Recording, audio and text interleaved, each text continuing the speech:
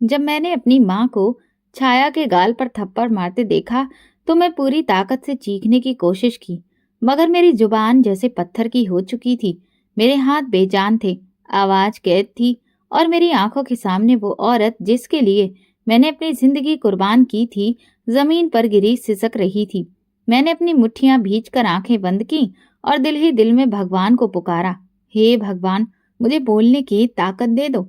और फिर जो हुआ वो ऐसा नजारा था जिसे देखकर मेरी माँ और बहनों के चेहरे पर पहली बार खौफ उतर आया था। जिंदगी के बे दिन किसी सपने की तरह थे। मैं ध्रुव एक आम मगर मेहनती इंसान था। मेरी शादी छाया से हुई थी, जो एक बहुत ही अच्छी लड़की थी। हमारे बीच प्यार का वो रिश्ता था जिसकी बुनियाद भरोसे और कुर्बानियों पर रखी गई थी। शादी के शुरुआती दिनों में जब छाया की हंसी पूरे घर में गूंजती थी तो ऐसा लगता था जैसे रोशनी हर तरफ बिखर गई हो। लेकिन मेरी माँ और बहनें शुरू से ही उससे खिंची खिंची रहती थी। वे छाया को अपने घर की बहू तो मान चुकी थी, लेकिन दिल से उसे अपनाने को तैयार नहीं थी। उन्हें लगता था कि शादी के बाद मैं बदल जाऊंगा और उनके लिए पहले जैसा नहीं रहूंगा। मगर मैंने हमेशा अपनी माँ और बहनों का ख्याल रखा, उनकी हर जरूरत पूरी की, ताकि उन्हें कभी ये शिकायत ना हो कि छाया मेरे और उनके बीच में दीवार बन रही है। शादी के शुरुआती दिनों में छाया ने पूरी कोशिश की कि वो मेरी माँ और बहनों को खुश रखे। वो उनके लिए तरह तरह का खाना बनाती, उनके कामों में हाथ बटाती, उनकी पसंद का हर काम करती। लेकिन फिर भी उनकी शिकायतें बनी रहती। कभी सब्जी में नमक ज्यादा होता तो कभी चाय कम मीठी। वो हमेशा उसे नीचा दिखाने की कोशिश करती, मगर मैं छाया को हमेशा समझाता, तुम धैर्य रखो, वक्त सब कुछ बदल देगा। मेरा प्यार छाया के लिए पहले दिन जैसा ही था। मैं उसकी हर छोटी बड़ी खुशी का ख्याल रखता, लेकिन सच्चाई ये थी कि मेरा ज्यादा वक्त माँ और बहनों की जरूरतें पूरी करने में ही गुजरता था, ताकि उनकी जिंदगी में कोई कमी ना रहे। यही मेरी सबसे बड़ी भूल थी। मैं अपनी तनख्वाह का एक बहुत बड़ा हिस्सा घर पर खर्च कर देता था। छाया की फरमाइशें अक्सर दिल ही दिल में रह जाती थीं। वो कभी शिकायत नहीं करती थी, बस मुस्कुराकर कहती, जब सब खुश हैं तो मैं भी खुश हूँ। लेकिन शायद मैंने उसके अंदर के दर्द को कभी महसूस ही नहीं किया था। वो दर्द जो उसे मेरी माँ और बहनों के तानों से मिलता था, वो चुभन जो उसे नजरअंदाज किए जाने पर होती थी। मैं उसकी आंखों में वो दर्द पढ़ नहीं पाया, और यही मेरी सबसे बड़ी गलती थी। मेरी जिंदगी का सबसे बड़ा मकसद अपनी माँ और बहनों की खुशी था। पिताजी के गुजरने के बाद घर की सारी जिम्मेदारियां मैंने अपने कंधों पर ले ली थीं। बड़ी बहन की शादी के वक्त मेरे पास ज्यादा पैसे नहीं थे, लेकिन मैं दिन रात मेहनत करके दहेज का पूरा इंतजाम करता था। मुझे याद है जब मैं अपनी पहली मोटरसाइकिल खरीदने का सपना देख रहा था, लेकिन बहन की शादी के लिए वो रकम भी मैंने कुर्बान कर दी थी। मैं खुश था कि मेरी बहन की जिंदगी संवर गई। मुझे अपनी ख्वाहिशें पूरी करने की कोई हैसियत ही नहीं दिखती थी। छोटी बहनों के लिए भी मैंने अपना सब कुछ दांव पर लगा दिया। उनकी पढ़ाई, अच्छे कपड़े, हर खुशी पूरी करने के लिए मैंने खुद को झोंक दिया था। मैंने कभी ये नहीं सोचा था कि मुझे भी अपनी जिंदगी के लिए कुछ बचाकर रखना चाहिए, क्योंकि मुझे यकीन था कि मेरा घर, मेरी बहनें, मेरी माँ ही मेरी सबसे बड़ी दौलत है। मगर मैं ये समझ नहीं पाया कि मेरी ये कुर्बानियां सब बेकार थी, क्योंकि इन्हें तो मेरा सिर्फ फर्ज समझा जा रहा था, जिसे मुझे हर हाल में निभाना था। जब छाया मेरी जिंदगी में आई तो उसने मेरे अंदर के थके हुए वजूद को पहचान लिया। उसने अक्सर कहा, ध्रुव, तुम अपनी खुशियों के लिए भी कभी सोचा करो, कभी खुद के लिए भी जिया करो। मगर मैं हंसकर टाल देता, जब तक मेरी माँ और बहनें खुश हैं, मैं भी खुश हूँ। शुरुआत में छाया ने भी मेरी बहनों को अपनी बहन समझा, माँ को अपनी माँ समझा। उसने कोशिश की कि सबका दिल जीत कर उनके दिलों में जगह बना सके, मगर वो नहीं जानती थी कि उनके दिलों में उसके लिए कोई जगह ही नहीं थी। एक दिन छोटी बहन ने छाया से कहा, भाभी, कम से कम चाय तो सही तरीके से बना लिया करो, हमेशा ही कोई ना कोई कमी रहती है। छाया ने मुस्कुराकर जवाब दिया, अगली बार और अच्छी बनाऊंगी। मगर मैंने पहली बार छाया की आंखों में एक अजीब सी उदासी देखी थी। ये सब छोटी छोटी बातें थीं जिन्हें मैं नजरअंदाज करता रहा, लेकिन छाया के लिए ये वो जख्म थे जो कभी नजर नहीं आते थे, मगर अंदर ही अंदर उसकी रूह में उतर जाते थे। शायद मैं उसे वक्त नहीं दे सका था। शायद मैं ये नहीं समझ पाया था कि प्यार सिर्फ कुर्बानियों से नहीं, बल्कि किसी के जज्बात को समझने से बढ़ता है। जिंदगी एक सीधी लकीर की तरह लग रही थी। ये कैसा रास्ता था जिस पर मैं बिना रुके चला जा रहा था, बिना ये सोचे कि कहीं ये लकीर अचानक खत्म ना हो जाए। मैं अपने घर वालों के लिए दिन रात मेहनत करता। मेरी पत्नी भी अब इस जिंदगी का एक हसीन हिस्सा बन चुकी थी, मगर मैंने कभी ये नहीं सोचा था कि किस्मत एक पल में सब कुछ बदल सकती है। उसी दिन मैं हमेशा की तरह दुकान पर गया था।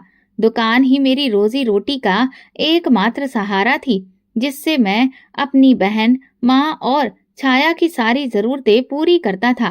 काम के दौरान एक अजीब सा चक्कर आया, जैसे कि जमीन हिल रही हो। मैंने अपना सिर थामा, लेकिन मेरी नजर धुंधला गई। ऐसा लगा जैसे कोई मेरे शरीर को जकड़ रहा हो। मेरी सांसें रुकने लगी और फिर अंधेरा छा गया। जब आंख खुली तो मैं अस्पताल में था। छाया मेरे पास बैठी थी। उसकी आंखों में डर और चेहरे पर बेचैनी की परछाइयां साफ नजर आ रही थीं। मेरी माँ और बहनें भी वहीं पर खड़ी थीं, लेकिन उनके चेहरों पर फिक्र कम और हैरानी ज्यादा थी, जैसे कि वो यकीन नहीं कर पा रही थीं कि मैं भी बीमार पड़ सकता हूँ। डॉक्टर ने बताया कि ये पैरालिसिस का अटैक था और अगर अब सावधानी नहीं बरती गई तो हालात और भी ज्यादा खराब हो सकते हैं। मुझे पूरी तरह से आराम और देखभाल की जरूरत थी। पैरालिसिस, ये शब्द मेरे वजूद पर बिजली बनकर गिरा था। मैं जो हमेशा सबका सहारा था, अब खुद किसी सहारे के लिए मोहताज हो जाऊंगा।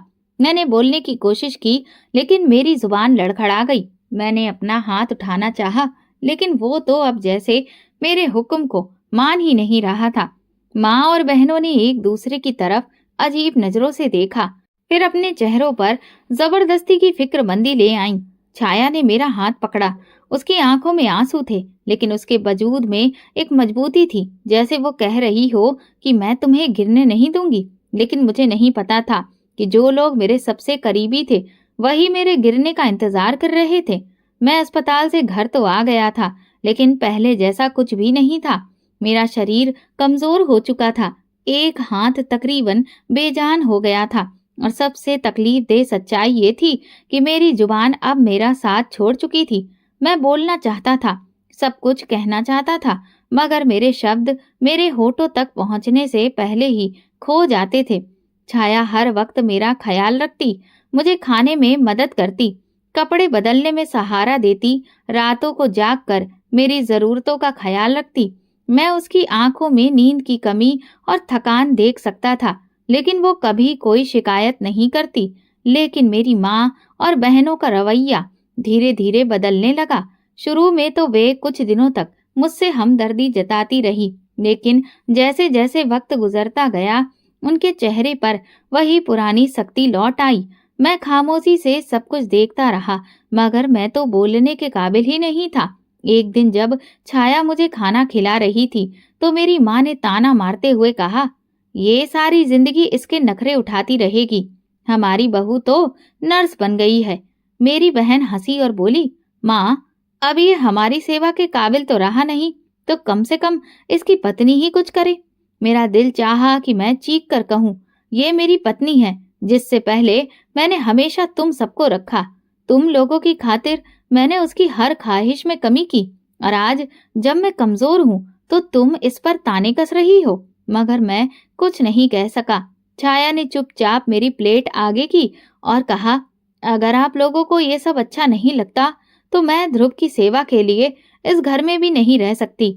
मेरी माँ की आंखों में चमक आ गई, जैसे कि वो इसी पल का इंतजार कर रही थी। उन्होंने तुरंत कहा, कोई जबरदस्ती नहीं है, अगर तुम्हें ये सब पसंद नहीं तो तुम जा सकती हो। मेरा दिल धड़कने से रह गया। मैंने छाया की तरफ देखा, उसकी आंखें भर आई थीं। मैं बोलना चाहता था, चीखना चाहता था, लेकिन मेरी जुबान मेरा साथ नहीं दे रही थी। मेरी माँ और बहनों का रवैया अब पूरी तरह से बदल चुका था। जब मैं सेहतमंद था तो वे मुझे अपना सहारा समझती थीं। मेरी मेहनत पर अपना हक जताती थी, लेकिन अब जब मैं लाचार हो चुका था तो मैं उन पर बोझ बन गया था। छाया दिन रात मेरा ख्याल रखती, वो मुझे अपनी कमजोर बाहों से सहारा देकर चलाने की कोशिश करती, लेकिन बदले में उसे सिर्फ ताने मिलते। मेरी माँ कहती, क्यों इतना कर रही हो, ये पहले जैसा नहीं रहा, जितना भी कर लो कोई फायदा नहीं। मेरी बहन मौका देखकर हंसती और कहती, तूने तो ध्रुव को पूरी तरह से काबू में कर लिया है, वो तो वैसे भी बोल नहीं सकता, अब तेरी ही मर्जी चलेगी। मैं अंदर ही अंदर तड़पता और सोचता, काश काश मैं ये कह पाता कि छाया मुझे काबू में नहीं कर रही, बल्कि वो मेरा साथ दे रही है। एक वही है जो इस हाल में भी मुझे सहारा दे रही है। जब तुम सबने मुझे छोड़ दिया, मगर मेरी जुबान खामोश थी।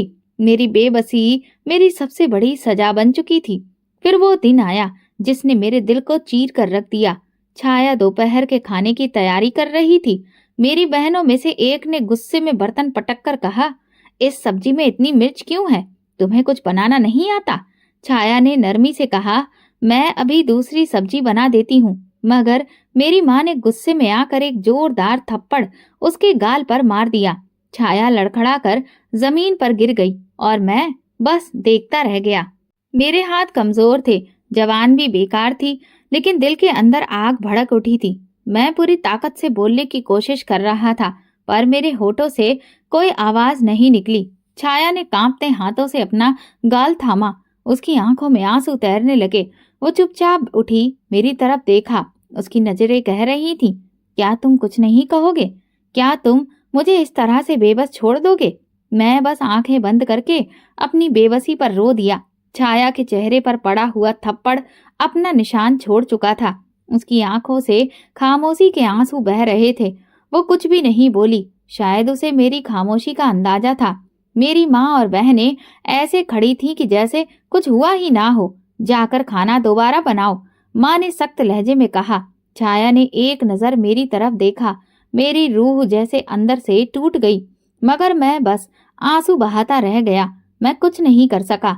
मैं अपनी पत्नी को जालिमों के रहमो करम पर छोड़ चुका था। शायद अपने आंसू पोंछे और चुपचाप किचन में वो खाना बनाने चली गई। वो हर लम्हा मुझसे दूर होती जा रही थी, जिस्म से नहीं मगर दिल से। मैं जानता था कि हर गुजरा दिन उसके सब्र को आजमा रहा था और मैं इसे रोकने के लिए कुछ भी नहीं कर सकता था। जब छाया चली गई तो माँ ने मेरी तरफ देखा और सख्त लहजे में कहा, औरतों को अगर सर पर चढ़ा दिया जाए तो वो मर्द की गर्दन पर सवार हो जाती हैं। हमने छाया को जगा दी, लेकिन अब वो हम पर ही हुकूमत चलाने लगी है। मेरी बहन ने ठहाका लगाया, अब भाई तो कुछ कह भी नहीं सकते। छाया तो बहुत मजे में है। मेरी मुट्ठियां सख्ती से बंद हो गईं, मगर वे मुट्ठियां जो कभी उनके लिए खुशी से खुल जाती थीं, आज भी जानती थी कि वो काश मैं बोल नहीं सकता। काश मैं उन अपनों को बता सकता कि वो कितने बदल चुके हैं। रात को छाया मेरे पास बैठी रही, लेकिन उसने एक शब्द नहीं कहा। पहले वो अक्सर मेरे हाथों को पकड़कर तसल्ली देती थी, मगर आज वो भी मुझसे दूर हो चुकी थी। मैंने बेबसी से आंखें बंद कर ली, लेकिन दिल में एक ही सवाल गूंज रहा था, अगर मैं हमेशा के लिए ऐसा ही रहा तो क्या छाया मुझे छोड़ देगी? कुछ दिन खामोशी से गुजरे। छाया ने माँ और बहनों के रवैये के खिलाफ कुछ नहीं कहा और ना ही मैं कुछ कह सकता था। अब वो मुझसे कम बात करती थी। शायद उसे मेरी खामोशी से सब कुछ सह लेने की आदत हो गई थी। मोहल्ले की औरतें आईं, माँ से हमदर्दी जताने लगीं। बेटा बीमार हो गया, सारा बोझ बहू पर आ गया, वो कहती, और माँ अफसोस भरकर कहती, हाँ बहन, बेटा कमाने के काबिल नहीं रहा और बहू ने तो एक किनारा पकड़ लिया है। कहती है कि मैं ये सब नहीं संभाल सकती। छाया जो दिन रात मेरी देखभाल में लगी रहती थी, उसी पर इल्जाम लगाया जा रहा था कि वो घर का बोझ नहीं संभालना चाहती। एक दिन माँ की एक सहेली आई और धीरे से फुसफुसाई, अरे बहन, ध्रुव को क्या हो गया? अब ये बेचारा ऐसा ही रहेगा, तुम्हें कोई दूसरा हल नहीं सोचना चाहिए? माँ ने आंखें भरी और धीरे से बोली, बस प्रार्थना करो भगवान से कि हमारी जिंदगी आसान कर दे, कोई ऐसा रास्ता निकले जो हम सबके लिए बेहतर हो। रात को छाया मेरे पास बैठी थी। उसकी आंखों में थकान थी, लेकिन मैं जानता था कि ये थकान शारीरिक नहीं बल्कि मानसिक थी। उसने बिना मेरी तरफ देखे कहा, ध्रुव, मेरा दम घुटने लगा है। मेरे दिल में धड़कन सी हुई। मैंने उसे रोकने के लिए हाथ उठाने की कोशिश की, मगर मेरा बेजान हाथ कोई हरकत नहीं कर पाया। मैं जानती हूँ तुम कुछ नहीं कर सकते। छाया की आवाज भारी हो गई। मगर तुम कुछ कहना भी नहीं चाहते। तुम्हें लगता है कि जो कुछ हो रहा है वो ठीक है। मैं क्या कहता, मैं क्या बताता कि मैं अंदर से पूरी तरह से टूट चुका हूँ। उसने मेरी आंखों में झांक कर जैसे आखिरी उम्मीद तलाश की, मगर जब मैंने कुछ नहीं कहा तो वो धीरे से उठी और खामोशी से कमरे से बाहर चली गई। दरवाजे के पीछे माँ और बहनों की फुसफुसाहट सुनाई दी। ये ज्यादा दिन नहीं रहेगी, बस अब वक्त करीब है। मेरा दिल डूबने लगा। वो क्या सोच रही थी? वो छाया के साथ क्या करने वाली थी? अगले कुछ दिनों में सच्चाई खुलकर सामने आ गई। पहले वे छाया को ताने मारती थी, लेकिन अब वो खुलेआम उसके साथ बदसलूकी करने लगी थी। सुबह छाया ने नाश्ता बनाया, लेकिन जैसे ही उसने चाय का कप माँ के सामने रखा, माँ ने एक घूंट पीते ही गुस्से से कप मेज पर पटक दिया। ये चाय है या जहर? माँ गरजी। मेरी बहन ने चिढ़कर कहा, माँ, जब दिल ही नहीं लगेगा तो हाथों से काम ठीक से कैसे होगा? छाया ने नरमी से कहा, माँ जी, अगर चाय अच्छी नहीं बनी तो मैं दूसरी बना देती हूँ। अच्छा, तो अब जवान भी चलने लगी है। माँ ने गुस्से में उसे झिड़क दिया। मैं सब देख रहा था, लेकिन चुप था। उस दिन दोपहर को मेरी बहन ने छाया को कमरे में बुलाया। मैं बाहर बैठा हुआ था, मगर अंदर से आने वाली आवाजें मुझे साफ सुनाई दे रही थी। हमें पता है कि तुम यहाँ ज्यादा दिन नहीं रहोगी, इसलिए बेहतर है कि तुम अभी खुद ही यहाँ से चली जाओ। छाया की कांपती हुई आवाज सुनाई दी। मैं ध्रुव को इस हाल में छोड़कर कहीं नहीं जाऊंगी। अब उसमें रहा ही क्या है? बस वो एक बेजान वजूद है, न कमा सकता है न बोल सकता है। तुम्हें क्या लगता है कि तुम उसके साथ जिंदगी गुजार सकोगी? छाया की सांसें तेज हो गईं। ध्रुव मेरा पति है और वो जब तक जिंदा है मैं उसके साथ रहूंगी। मुझे लगा जैसे मेरी बहनों के सब्र का पैमाना भर गया हो। अचानक एक जोरदार थप्पड़ की आवाज आई। छाया ने चीख मारी, फिर खामोशी छा गई। मेरा दिल जोर से धड़कने लगा, मगर मैं भी बेबस था। रात को जब सब सो चुके थे तो मैंने माँ और बहनों की बातें सुनी। ये खुद से नहीं जाएगी, इसे जाने के लिए मजबूर करना पड़ेगा। बस कुछ दिन और, फिर ये यहाँ नहीं रहेगी और ना ही ध्रुव हमारे रास्ते में आएगा। मेरे अंदर डर की एक लहर दौड़ गई। क्या करने वाली थी वो? क्या वे छाया के साथ कुछ ऐसा करने वाली थी जिससे वो हमेशा के लिए चली जाए? छाया पर होने वाले जुल्म अब बर्दाश्त से बाहर थे। मैं लाचार होकर सब देख रहा था। मेरी माँ और बहनें, जिन्हें मैंने अपनी जिंदगी के हर पल में अहमियत दी थी, वही मेरी पत्नी पर जुल्म कर रही थी और मैं कुछ नहीं कर पा रहा था। छाया की आंखों की रोशनी धीमी पड़ने लगी थी। वो जो कभी घर में हंसती खेलती घूमती थी, अब अक्सर चुप रहने लगी थी। वो खामोशी से मेरे पास बैठकर मेरे हाथ दबाती, जैसे कि कुछ कहना चाहती हो, मगर उसके शब्द शायद मेरी तरह कमजोर हो गए थे। रात को छाया मेरे पास आई। उसकी आंखें लाल थीं, मगर वो रोई नहीं थी। ध्रुव, मैं थक चुकी हूँ, उसने कहा। मैंने उसकी तरफ देखा। उसके चेहरे पर एक अजीब सा सुकून था, मगर उस सुकून के पीछे एक खौफनाक हकीकत छुपी थी। वो अब हारने लगी थी। मैंने तुम्हारी माँ और बहनों को कभी कुछ नहीं कहा, हमेशा सब्र किया, लेकिन अब बर्दाश्त नहीं कर सकती। वे मुझे तुमसे दूर करना चाहती हैं और शायद वो ये कर भी लेंगी। छाया की आवाज कांप रही थी, मगर उसके शब्द किसी तीर से कम नहीं थे। मैं तुम्हें छोड़कर नहीं जाऊंगी ध्रुव, लेकिन अगर मेरे साथ कुछ हो जाए तो जान लो कि मैंने तुम्हें कभी कसूरवार नहीं ठहराया। ये सुनते ही मेरे दिल की धड़कनें जैसे रुक गईं। मेरे साथ कुछ हो जाए? छाया ये क्या कह रही थी? क्या वो मुझे ये इशारा दे रही थी कि मेरी माँ और बहनें उसके खिलाफ कोई बड़ी साजिश कर रही थी? उस रात मैंने सोने की कोशिश नहीं की। मैं अपनी माँ और बहनों की बातें याद करता रहा। छाया के आंसू मेरी सोच में घूमते रहे। आखिर में मैंने अपने बेजान हाथों को देखा और आसमान की तरफ मुंह उठा लिया। हे भगवान, मैं लाचार हूँ, बोल नहीं सकता, चल नहीं सकता, लेकिन तुम तो सब देख रहे हो ना। तुम तो सब जानते हो कि मैं जालिम नहीं हूँ। मगर मैं इन जालिमों को रोक भी नहीं पा रहा। हे भगवान, मुझे कोई रास्ता दिखा दो, मुझे ताकत दो। मेरी आंखें बंद हो गईं और आंसू गालों पर बहने लगे। मुझे नहीं पता था कि मेरी प्रार्थना कुदरत के दरवाजे पर पहुंच चुकी थी और वो फैसला होने वाला था जो सब कुछ बदल कर रख देगा। अगले दिन सुबह मेरी माँ और बहनों के व्यवहार में अजीब सा बदलाव आया। वे जो कल तक छाया को ताने देती थीं, आज अचानक खुशहाल दिखाई दे रही थीं। माँ ने छाया को बुलाया और कहा, बेटी, मुझे तुमसे कुछ जरूरी बात करनी है। ये पहला मौका था जब माँ ने उसे बेटी कहकर पुकारा था। छाया ने हैरानी से मेरी तरफ देखा, जैसे वो यकीन नहीं कर पा रही थी कि ये वही औरत है जो कल तक उसे घर से निकालने के लिए बेचैन थी।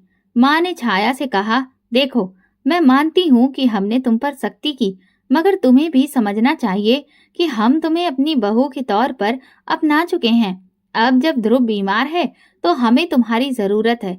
मेरी बहनों ने भी हामी भरी। हाँ भाभी, हमने गलत किया, मगर अब हम चाहते हैं कि सब कुछ ठीक हो जाए। ये सुनकर छाया का चेहरा एक पल के लिए नरम पड़ा, मगर मैं जानता था ये सब झूठ था। ये वही औरतें थीं जो कल तक उसे तंग कर रही थीं और आज अचानक इतनी नरम क्यों पड़ गईं। शाम को माँ ने छाया को किचन में बुलाया। मैं बाहर बैठा था, मगर मेरी सांसें तेज हो गई थीं, जैसे कि मेरा दिल पहले ही खतरे की आहट महसूस कर चुका था। माँ की आवाज आई, बेटा, आज मैंने तुम्हारे लिए तुम्हारा पसंदीदा खाना बनाया है। छाया हैरान थी। माँ जी, आपने? हाँ, तुम इतने दिन से कमजोर हो रही हो तो मैंने सोचा तुम्हारे लिए कुछ अच्छा बना दूं। मुझे अपनी माँ की नरमी पर यकीन नहीं आ रहा था। छाया ने जैसे ही खाने की प्लेट उठाई, मेरी छोटी बहनें बोली, जल्दी से खाकर देखो भाभी, माँ ने तुम्हारे लिए खास तौर पर बनाया है। मेरा दिल धड़कने लगा। कुछ गलत था, बहुत गलत। मैं कहना चाहता था, चीखना चाहता था, लेकिन मेरी जुबान जैसे कि तालू से ही चिपक गई थी। छाया ने चम्मच भरकर खाने की कोशिश की, मगर उसी पल मेरे पूरे शरीर में जैसे बिजली दौड़ गई। मेरा हाथ हिलने लगा। मैंने पूरी ताकत इकट्ठा की और कटीले हाथ से प्लेट को ठोकर मार दी। माँ और बहनें चौंक गईं। छाया ने हैरानी से मेरी तरफ देखा। चंद पलों के लिए कमरे में सन्नाटा पसर गया। सब हैरत से मुझे देख रहे थे, जैसे कि यकीन नहीं कर पा रहे थे कि ये हरकत मैंने की थी। माँ की आंखों में एक पल के लिए खौफ उभर आया। बहनों के चेहरे पर हैरानी थी और छाया, वो तो जैसे सांस लेना ही भूल चुकी थी। छाया ने अपने हाथों से मेरा बाजू हिलाया और हल्की सी आवाज में बोली, ध्रुव, तुमने तुमने हाथ हिलाया। मैंने पूरी कोशिश की कि मैं कुछ बोल सकूं, मगर जुबान अभी भी काबू में नहीं आई थी। लेकिन हाँ, मैंने अपनी आंखों से देखा कि मेरा हाथ हिला था। माँ जल्दी से अपनी घबराहट छुपाते हुए गुस्से से बोली, ये तुमने क्या किया? हम छाया के लिए खाने का इंतजाम कर रहे थे और तुमने सब गिरा दिया। मगर इस बार उनके शब्दों में पहले जैसा प्यार नहीं था। वो जानती थी कि मैंने ये बेख्याली में नहीं किया है। छोटी बहन ने चिढ़कर कहा, माँ, ये तो वैसे भी लाचार है, ऐसे हाथ पैर मारता रहेगा तो इसे तो हमें ही संभालना पड़ेगा ना। छाया ने चौंक कर उनकी तरफ देखा। उसकी आंखों में गुस्सा था। अगर ध्रुव लाचार होते हुए भी ये कर सकते हैं तो सोचो, जब ये पूरी तरह ठीक हो जाएंगे तो क्या करेंगे। ये सुनकर माँ और बहनों के चेहरे का रंग उड़ गया। उस रात छाया मेरे पास बैठी थी। पहली बार उसके चेहरे पर उम्मीद की रोशनी नजर आई। ध्रुव, मैं जानती हूँ कि तुम्हारे हाथ में जान वापस आ रही है। तुम ठीक हो सकते हो। मैंने पूरी ताकत से अपने हाथ को हिलाने की कोशिश की और तभी ये क्या, मेरी उंगलियां सच में हरकत कर रही थीं। छाया की आंखों में आंसू आ गए, मगर ये खुशी के आंसू थे, उम्मीद के आंसू। भगवान ने मेरी पुकार सुन ली थी। छाया, मैंने अपने दिल में चीखते हुए कहा, मुझे यकीन था कि मैं पूरी तरह से लाचार नहीं था। अब मुझे सिर्फ वक्त चाहिए था ताकि मैं बोल सकूं और अपनी माँ और बहनों के असली चेहरे बेनकाब कर सकूं। अगले दिन जब मैंने आंख खोली तो छाया मेरे पास बैठी थी। उसके चेहरे पर एक अजीब सी रोशनी थी, जैसे कि उसे यकीन हो चुका था कि मैं ठीक हो रहा हूँ। मेरी उंगली अभी तक हिल रही थी। मैंने अपनी पूरी ताकत लगाकर एक बार फिर हाथ को हरकत में लाने की कोशिश की। मेरा बाजू हिल गया। छाया ने झट से मेरा हाथ पकड़ा और बोली, ध्रुव, तुम्हारे हाथ में जान आ रही है। उसकी आंखों में आंसू आ गए, मगर इस बार वो बेबसी के नहीं बल्कि उम्मीद के थे। दरवाजे पर खड़ी माँ और बहनें सब देख रही थीं। वो पहले ही मेरे हाथों की हरकत से घबरा चुकी थीं और अब जब छाया ने ये ऐलान किया तो उनके चेहरों पर खौफ फैल गया। ये ठीक हो रहा है, बड़ी बहन ने धीरे से कहा। ये नहीं हो सकता, माँ ने दांत पीसते हुए कहा। दोपहर को माँ मेरे पास आई और नरमी से बोली, बेटा, हमें तुम्हारी सेहत की बहुत फिक्र है। हम चाहते हैं कि तुम जल्दी ठीक हो जाओ, इसीलिए सोचा कि तुम्हें किसी अच्छे बाबा के पास ले जाएं। मैं सब समझ चुका था। वही औरत जो कल तक मुझे बोझ समझ रही थी, आज अचानक मेरे लिए फिक्रमंद हो गई। ये सब क्यों? छाया ने तुरंत कहा, माँ जी, हमें किसी भी बाबा की जरूरत नहीं है। डॉक्टर तो कह चुके हैं कि ध्रुव धीरे धीरे ठीक हो रहे हैं। माँ के चेहरे पर नाराजगी फैल गई, लेकिन वो चुप रही। मुझे पता था कि अब वो कोई नया खेल खेलने वाली थी। रात को मैंने छाया का हाथ पकड़ा। वो हैरान होकर मेरी तरफ देखने लगी। मैंने अपनी पूरी ताकत इकट्ठी की और होठों पर जोर लगाया। छाया की आंखें अचरज से फैल गईं। तुम कोशिश कर रहे हो? मैंने फिर से अपने होठ हिलाए और एक हल्की आवाज निकली, छाया। छाया की आंखों में आंसू आ गए। वो खुशी और हैरानी से कांप रही थी, मगर इससे पहले कि वो कुछ कहती, मैंने पूरी ताकत लगाकर एक और शब्द कहा, बस। मेरे मुंह से निकला ये एक शब्द पूरे घर को हिलाकर रख दिया था। छाया ने मेरे चेहरे को देखा। उसकी आंखों में यकीन और खुशी चमक रही थी, लेकिन दरवाजे पर खड़ी मेरी माँ और बहनों के चेहरे पर जो रंग था वो उड़ चुका था। वे जो समझ रही थी कि मैं हमेशा के लिए लाचार हो चुका हूँ, उनके कदमों तले से जमीन खिसक चुकी थी। ये कैसे मुमकिन है? माँ ने हैरानी और डर के मिले जुले एक्सप्रेशन के साथ कहा।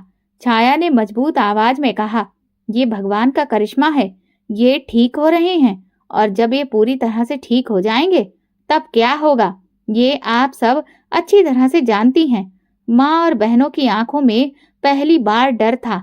अगले दिन मैंने पूरी ताकत लगाकर फिर से बोलने की कोशिश की। छाया ने मेरा साथ दिया। जब मैंने होंठ हिलाए तो मेरी कमजोर आवाज में एक और बात निकली, छाया, मैं सब जानता हूँ। माँ के हाथ से पानी का गिलास गिर गया। ये झूठ बोल रहा है, बड़ी बहन ने घबराकर कहा।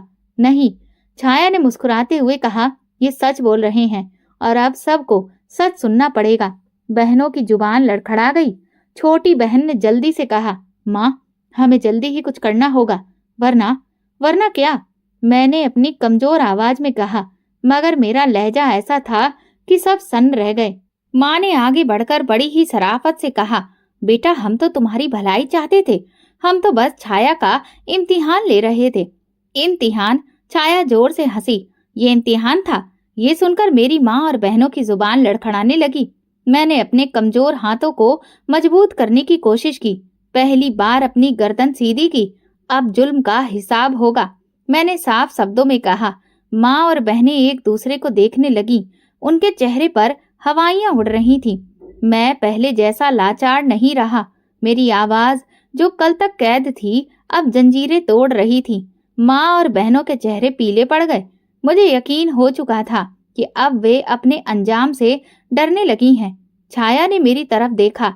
उसकी आंखों में उम्मीद चमक रही थी। मैंने पूरी ताकत जुटाकर एक और बात कही, मैंने सब सुना है, सब देखा है। माँ ने बौखलाकर कहा, ध्रुव बेटा, तुम्हें गलतफहमी हुई है।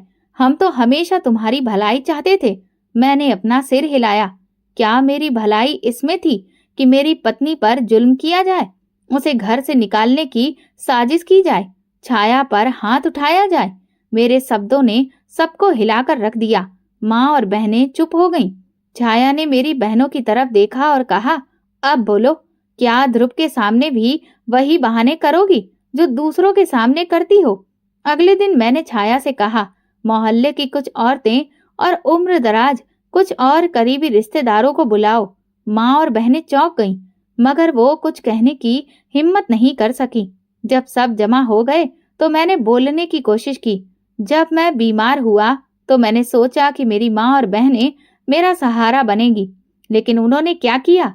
उन्होंने छाया पर जुल्म शुरू कर दिया, उसे घर से निकालने की साजिश की। और जब मैं लाचार था तो मेरे साथ भी वही किया, जैसे कि मैं उनके लिए एक बोझ हूँ। माँ चिल्लाई, ये झूठ है। लेकिन सबके सामने मैंने माँ के कहे हुए ताने और बहनों की वो बातें सुना दी जो मैंने अपनी लाचारी के दौरान सुनी थी। मोहल्ले की औरतों ने एक दूसरे को देखा।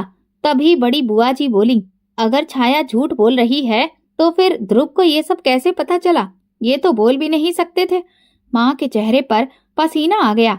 बहनें समझ चुकी थी कि अब वह झूठ नहीं बोल सकती। मोहल्ले में बात फैल गई। माँ और बहनें जो कल तक सबके सामने मासूम बनती फिरती थी, आज सबकी नजरों में बेनकाब हो चुकी थी। और ये तो बस शुरुआत थी। वो औरतें जो दूसरों के सामने अपनी मासूमियत दिखाकर मेरी बीमारी को अपने लिए मुश्किल वक्त बताती थीं, आज उनकी असलियत खुल चुकी थी। मोहल्ले की औरतों ने आपस में बातें शुरू कर दी। मेरी बड़ी बुआ ने कड़वी मुस्कान के साथ कहा, हमें तो पहले ही शक था कि कुछ गलत हो रहा है। छाया इतनी अच्छी लड़की है, मगर अगर वो भी शिकायत कर रही है तो जरूर उसने बहुत सहा होगा। मेरी बहनों के पतियों को जब हकीकत पता चली तो वे भी खामोश नहीं रहे। बड़ी बहन का पति गुस्से में था। तुम तो हमेशा कहती थी कि तुम्हारा भाई और भाभी तुम्हें कमतर समझते हैं, लेकिन सच्चाई तो कुछ और ही निकली। तुमने अपने ही भाई पर जुल्म किया, अपनी भाभी को घर से निकालने की साजिश रची। मेरी बहन ने नजरें झुका ली। छोटी बहन के पति ने भी ताना मारते हुए कहा, मुझे तो समझ में नहीं आता कि तुम्हारी जुबान में हमेशा जहर क्यों भरा होता था। अब समझ आया, तुम्हें हर रिश्ते में जहर घोलने की आदत जो है। माँ ने तिल मिलाकर सबको चुप करवाने की कोशिश की। बस तुम सबको हमारे घरेलू मामले में बोलने की जरूरत नहीं है। उनका लहजा सख्त था, मगर उसमें पहले जैसी रौबदार बात नहीं थी। मैंने फिर से पूरी ताकत जुटाकर कहा, ये कोई घरेलू मामला नहीं, ये जुल्म का मामला है। माँ ने चौंक कर मेरी तरफ देखा। जब मैं सेहतमंद था तो मैंने तुम्हारी सेवा के लिए हर हद तक चला गया, तुम्हारे आराम के लिए अपनी खुशियां कुर्बान कर दी। मगर जब मैं बीमार हुआ तो तुमने मुझे ही बोझ समझ लिया। माँ ऐसी होती है। माँ की आंखों में नमी आ गई, मगर अब बहुत देर हो चुकी थी। मैंने छाया का हाथ थामा और साफ शब्दों में कहा, हम इस घर में अब नहीं रह सकते। अब हम अपनी नई जिंदगी जिएंगे, उन सबसे दूर जिनके दिलों में सिर्फ खुदगर्जी है। माँ और बहनें चुप हो गईं। उनकी दुनिया उजड़ चुकी थी। मेरा हाथ मजबूती से थामे हुए थी छाया। हमने दरवाजे की तरफ कदम बढ़ा दिए। ये घर जिसके लिए मैंने अपनी जिंदगी पूरी तरह से तबाह कर दी थी, आज मेरे लिए पराया हो चुका था। लेकिन आज मैं सुकून में था। मैं और छाया दरवाजे से बाहर निकल गए, लेकिन ये सफर इतना आसान नहीं था। मेरे कदम अभी भी लड़खड़ा रहे थे, जुबान भी ठीक से नहीं चल पा रही थी, लेकिन छाया के मजबूत हाथ ने मुझे सहारा दिया हुआ था। हमने पीछे मुड़कर नहीं देखा, क्योंकि वहां सिर्फ धोखा और स्वार्थ था। मैंने अपनी जिंदगी की सारी कमाई, अपना खून पसीना अपने घर वालों के लिए बहाया था, लेकिन जब मैं लाचार हुआ तो वही लोग मेरे लिए दरवाजा बंद करने को तैयार थे। छाया ने धीरे से कहा, हम कहाँ जाएंगे? मैंने कमजोर आवाज में कहा, जहाँ इज्जत और सुकून हो, जहाँ हम दोनों एक दूसरे का साथ दे सकें। आंखें बंद करके हमने एक बहुत बड़ी जंग जीत ली थी, लेकिन आगे भी कई मुश्किलें हमारा इंतजार कर रही थी। हमें गए हुए सिर्फ 2 ही दिन हुए थे, लेकिन मोहल्ले में हलचल मच चुकी थी। माँ और बहनें जो कल तक सबके सामने खुद को बेचारी बनाकर दिखा रही थी, आज लोग उन्हें तिरस्कार भरी नजरों से देख रहे थे। बड़ी बुआ जी ने मोहल्ले की औरतों के सामने साफ कह दिया था, क्या ऐसी माँ और बहनें पहली बार देखी हैं जो अपने ही बेटे और भाई की दुश्मन बन जाएं? किसी और ने हाँ में हाँ मिलाई और फिर बोली, और वो छाया हो, वो तो सब्र की मूरत निकली। कोई और उसकी जगह होता तो कब का सबको छोड़कर चला जाता। मेरी माँ के चेहरे पर सन्नाटा पसर गया। वो औरतों से नजरें चुरा रही थी, जिनके सामने वो हमेशा अपनी झूठी बेचारगी का नाटक किया करती थी। बहनों को अपने पतियों के ताने सुनने पड़ रहे थे। बड़ी बहन का पति सख्त नाराज था। अगर तुम्हें अपने भाई की इज्जत करनी ही नहीं आती तो तुम मेरे घर की इज्जत कैसे कर सकती हो? छोटी बहन के पति ने ताना देते हुए कहा, अब तुम्हारे पास ना भाई का सहारा है, ना उसके पैसों का। अब यही वो पल था जब माँ और बहनों को एहसास होने लगा कि उन्होंने जो बोया था अब वही काट रही थी। उधर मैं और छाया एक छोटे से किराए के घर में आ चुके थे। ये घर ज्यादा बड़ा नहीं था और ना ही यहाँ पर कोई खास सुविधाएं थीं, लेकिन यहाँ हमें सब कुछ अपना लगता था। छाया ने मेरे हाथ को दबाया और पहली बार हम दोनों ने सुकून से सांस ली। हमने वो जहरीला माहौल पीछे छोड़ दिया था, मगर जिंदगी अभी भी आसान नहीं थी। मैं पूरी तरह से सेहतमंद नहीं था और अब छाया के कंधों पर मेरे साथ साथ घर की जिम्मेदारी भी आ गई थी। किराए के छोटे से घर में सिर्फ एक बल्ब की रोशनी थी। पुराना पंखा चल रहा था और कमरे के कोने में चटाई पर छाया ने खाने के बर्तन रखे थे। ये किसी शाही जिंदगी का नक्शा नहीं था, मगर ये यहाँ प्यार और सुकून था। छाया ने मुझसे कहा, ध्रुव, हमें कोई काम ढूंढना होगा, ज्यादा नहीं, बस इतना कि घर का खर्चा चल सके। मैंने कमजोर आवाज में कहा, मैं भी कुछ करने की कोशिश करूंगा। छाया मुस्कुराकर बोली, तुम्हारा सही होना ही मेरे लिए सबसे बड़ी उम्मीद है, बस तुम हार मत मानना। मैंने उसका हाथ थामा और कहा, मैं हार नहीं मानूंगा। अगले दिन अचानक दरवाजे पर दस्तक हुई। छाया ने चौंक कर मेरी तरफ देखा, फिर धीरे से दरवाजा खोला। सामने मेरी माँ खड़ी थी। वो पहले जैसी घमंडी नहीं लग रही थी, बल्कि उनके चेहरे पर अब शर्मिंदगी दिख रही थी। बेटा, तुमने हमें छोड़ दिया। उनकी आवाज में वही पुरानी चालाकी थी, मगर अब छाया भी चुपचाप ये तमाशा नहीं देख सकती थी। छाया ने कहा, माँ तो वो होती है जो बेटे को खुद से दूर नहीं करती, जो बहू पर जुल्म नहीं करती, जो अपनी औलाद के खिलाफ साजिश नहीं करती। छाया के ये शब्द तीर की तरह थे। माँ ने नाटकीय अंदाज में आह भरी, बेटा, मुझसे गलती हो गई। मैं अपनी बहू को दिल से अपनाना चाहती हूँ। मैंने कमजोर मगर मजबूत आवाज में कहा, माँ, प्यार कोई चीज नहीं जो मोल भाव करके खरीदी या बेची जा सके। जब आपने हमें तोड़ने की कोशिश की, तब आपको हमारा ख्याल नहीं आया। माँ लाजवाब हो गई। मैंने कहा, अब आप वापस चली जाएं और वही जिंदगी जिए जिसे आपने हमसे भी ज्यादा पहले महत्व दिया था। छाया ने दरवाजा बंद कर दिया। मैंने उसकी तरफ देखा। उसकी आंखों में सुकून था। हमने पीछे देखना छोड़ दिया था। अब आगे बढ़ने का वक्त था। जिंदगी ने नए रास्ते पर चलना शुरू कर दिया, लेकिन रास्ता आसान नहीं था। मैं अभी पूरी तरह से ठीक नहीं था। मुझे बोलने में दिक्कत थी, चलने में भी, मगर मैंने फैसला कर लिया था कि अब मैं लाचार जिंदगी नहीं जीऊंगा। छाया ने दिन रात मेरा हौसला बढ़ाया। मेरे इलाज के साथ साथ वो मुझे लिखने की प्रैक्टिस करवाती थी। ध्रुव, जब जुबान कमजोर हो जाए तो कलम को ताकत दो, उसने कहा। उसके कहने पर मैंने पुरानी डायरी निकाली और रोज थोड़ा थोड़ा लिखने लगा। मेरा हाथ कांपता था, शब्द टूटे फूटे निकलते थे, लेकिन धीरे धीरे मैं बेहतर लिखने लगा। एक दिन छाया मेरे पास बैठी और बोली, तुम्हें याद है ध्रुव, तुम हमेशा कहते थे कि तुम्हें कहानी लिखने का शौक है। मैंने सिर हिलाया तो वो बोली, अब वही वक्त है ध्रुव, तुम्हारे शब्द ही आज तुम्हारी ताकत है। उसकी ये बात मेरे दिल में उतर गई। मैंने कहानी लिखना शुरू किया। शुरुआत में मुझे यकीन ही नहीं हो रहा था कि मैं भी कामयाब हो सकूंगा, लेकिन छाया के कहने पर मैंने एक कहानी लिखकर अखबार में छपने के लिए भेजी और कुछ दिनों के बाद दरवाजे पर डाक आई। छाया ने जब वो लिफाफा खोला तो उसकी आंखें खुशी से चमक उठी। ध्रुव, तुम्हारी कहानी अखबार में छप गई है। मैंने हैरत से उसके हाथ में अखबार देखा जिसमें मेरा नाम लिखा था। और ये देखो, उसने एक और लिफाफा मेरी तरफ बढ़ाया।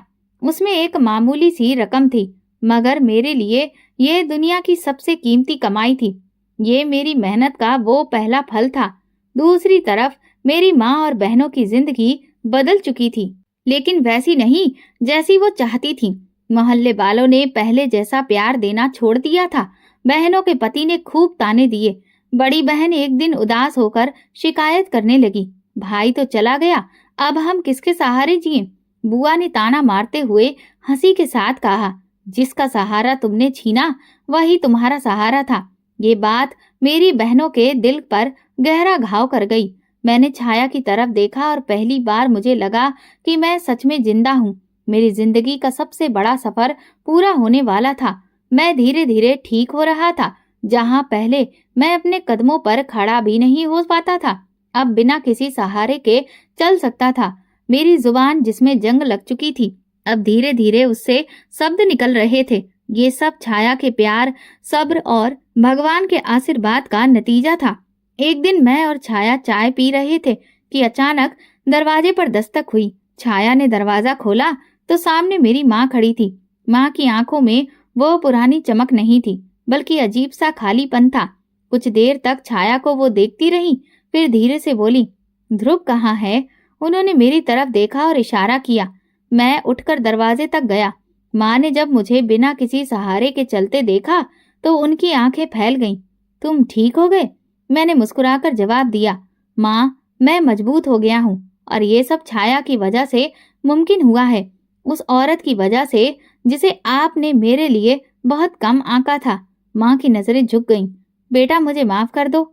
मैं तुम्हें वापस ले जाना चाहती हूँ। मैंने अपनी गलतियां देख ली हैं।